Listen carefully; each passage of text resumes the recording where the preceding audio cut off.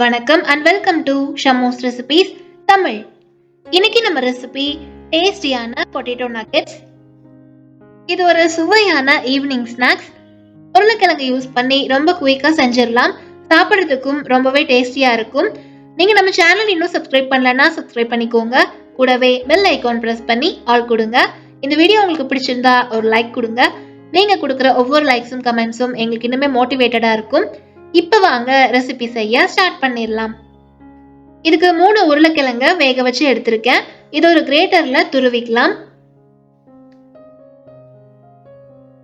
நம்ம கையிலே கூட மசிச்சுக்கலாம். பட் ஒவ்வொரு பீசஸ் சரியா மசியாம கட்டி கட்டியா இருக்கும். இந்த மாதிரி துருவி எடுத்துட்டோம்னா ஈஸியா மேஷ் ஆயிரும். எல்லாத்தையும் துருவிட்டு ஒரு பவுலுக்கு மாத்திரலாம்.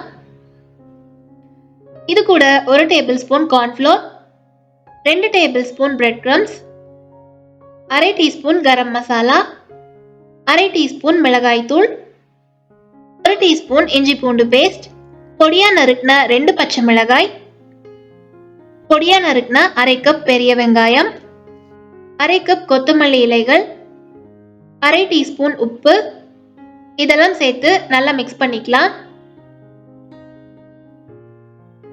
இதுக்கு தண்ணி எதுவும் சேர்த்துற வேண்டாம். உருளைக்கிழங்குல இருக்கிற ஈரப்பதமே போதும். நீங்க உருளைக்கிழங்கு அதிகமா சேர்க்கிறீங்கன்னா பிரெட் கிரம்ஸும் கார்ன்ஃப்ளோரும் அதுக்கு தகுந்த மாதிரி ஆட் பண்ணிக்கோங்க.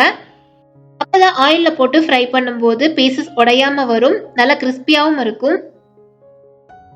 ஒரு பவுல்ல 2 டீஸ்பூன் மைதா, 2 டீஸ்பூன் கார்ன்ஃப்ளோர் சேர்த்து கொஞ்சமா தண்ணி விட்டு கட்டிகள் இல்லாம இந்த மாதிரி கரைச்சி எடுத்துக்கலாம். கூடவே கொஞ்சமா பிரெட் கிரம்ஸும் எடுத்துக்கலாம். நம்ம மிக்ஸ் பண்ணி வச்ச பொட்டேட்டோ கலவையை கொஞ்சமா எடுத்து இந்த மாதிரி சிலிண்டர் ஷேப்க்கு ரோல் பண்ணிக்கலாம்.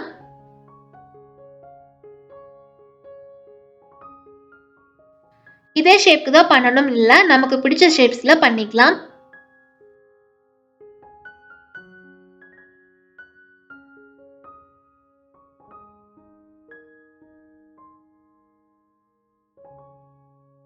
இத கரைச்ச மாவுல டிப் பண்ணிட்டு பிரெட் கிரம்ஸ்ல கோட் பண்ணி எடுத்துக்கலாம்.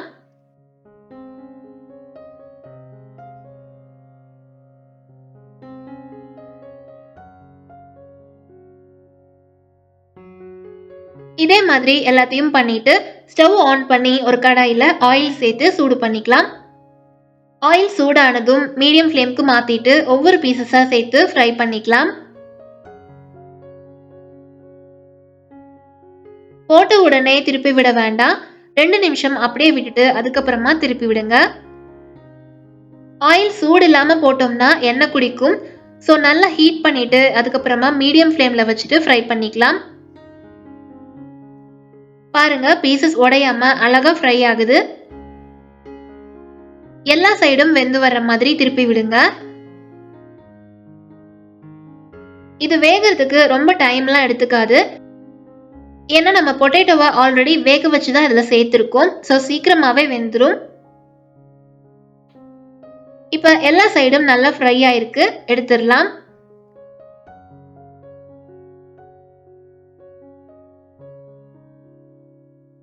ரொம்ப ரொம்ப டேஸ்டியான பொட்டேட்டோ நக்கெட்ஸ் ரெடி ஆயிருச்சு. இத கெச்சப்போட சர்வ் பண்ணிக்கலாம்.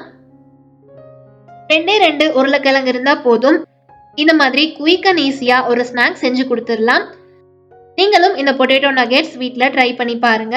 ரெசிபி பத்தின ஃபீட்பேக்கை மறக்காம கமெண்ட்ஸ்ல சொல்லுங்க. இந்த வீடியோ உங்களுக்கு பிடிச்சிருந்தா ஒரு லைக் கொடுங்க. சப்ஸ்கிரைப் பண்ணி சப்போர்ட் பண்ணுங்க. Thank you all.